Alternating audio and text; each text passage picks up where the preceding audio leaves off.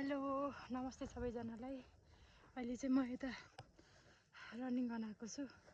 म चाहिँ यता तल गाउँबाट सास्ले भन्ने ठाउँबाट आएको। अनि यता तपाईँले देख्न सक्नुहुन्छ माउन्टेन। यो माउन्टेनको नाम चाहिँ लामेज हो। यहाँको एकदम चढेको माउन्टेन। अनि मान्छेहरू चाहिँ क्लाइम्बिङ पनि गर्छन्।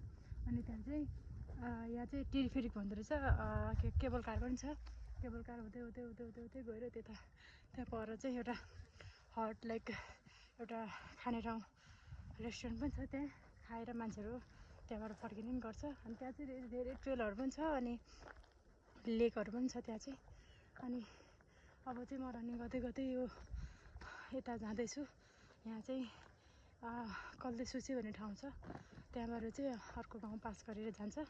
अनि म चाहिँ त्यहाँसम्म गएर रनिङ गरेर फर्किने। फेरि यही बाटो हुँदै हुँदै फेरि तल सास्ले जाने।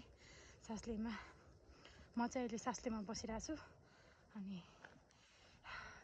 जोस् ट्रेनिङ राम्रै हुँदैछ।